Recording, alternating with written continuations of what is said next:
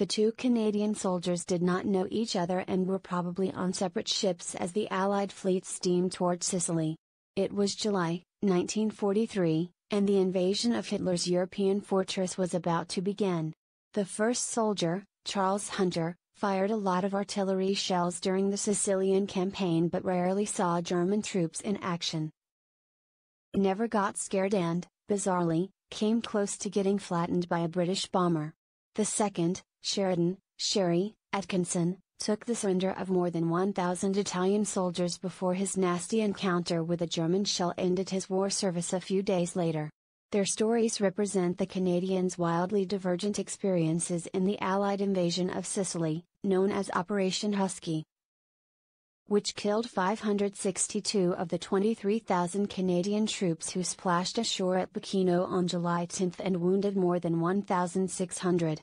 For Canada and the survivors, Husky was a tremendous success, the first independent Canadian action in the Second World War, the first Canadian victory and a big morale booster after the Canadians' disastrous raid on Dieppe, France, the year before.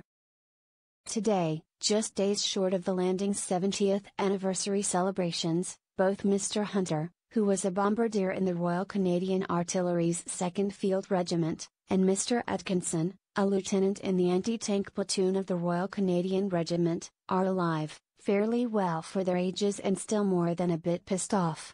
They are angry that Canada's role in Husky has never been given its due. The Americans and British were awarded, or took, most of the credit in the press and the history books for the first great humbling of German and Italian defensive forces. It still burns my ass that we got so little appreciation for what we did in Sicily, says Mr. Hunter, who is 93 and lives in a retirement home in Russell, Ontario, near Ottawa. Mr. Atkinson, who is 92 and lives in Ridgetown, in southwestern Ontario, says Husky was overshadowed by D-Day, in 1944. No one remembers the landings in Sicily. But both men are delighted to know that a remarkable civilian-led effort is underway to set the record straight about Canada's crucial role in liberating Sicily. A series of events will begin Friday at the Canadian Embassy in Rome and extend throughout July in Sicily. They'll honor the fallen Canadian soldiers, commemorate their victories, tell their stories of heroism and grief, and provide material for TV documentaries. Several hundred Canadians are expected to join the events, some of whom will walk the entire route taken by the soldiers. At least two of the few remaining veterans plan to be there. One of them is Mr. Atkinson.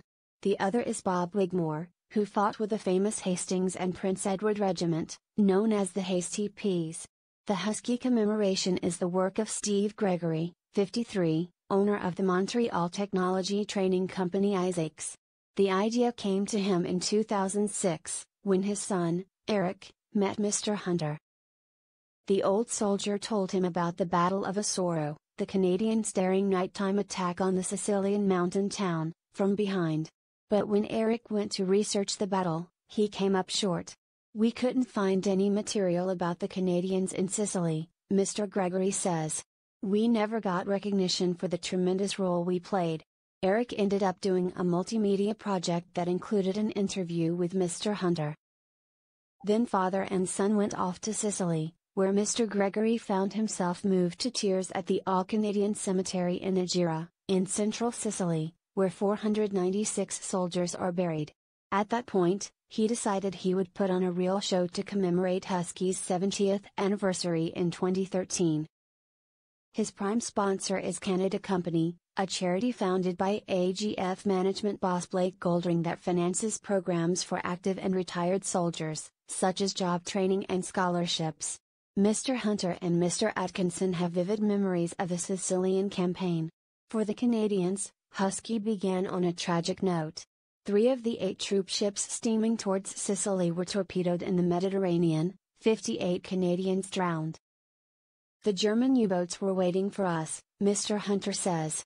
We even saw their periscopes. They were popping up all over the place. Once ashore, Mr. Hunter and his crew suffered few casualties, since they were typically a couple of kilometers behind the front lines, lobbing artillery shells into the German lines. His closest brush with death came about 2 weeks after the landings, near the town of Nasoria, just west of Mount Etna, when they were taking a break. We saw 6 British bombers, and one of them rolled and went down, he says. It crashed a couple of 100 yards from us and we took 4 killed directly and another 2 died in hospital. Mr. Atkinson's Sicilian adventure could not have been more different. A few days after the landing, he and a dozen other soldiers became separated from their regiment and wandered into enemy territory. They got into a firefight with Italian soldiers near the town of Modica, but managed to overcome them. 93 of the Italians surrendered, no small accomplishment for the Canadian soldiers. But it would get much better. The mayor of Modica begged the Canadians to come to his town. When Mr. Atkinson and another soldier entered, white sheets of surrender hung from the balconies and about 1,000 Italian troops were in the main square with their rifles neatly stacked in front of them. 1,000 soldiers surrendered to a couple Canadians, he says. We were dumbfounded.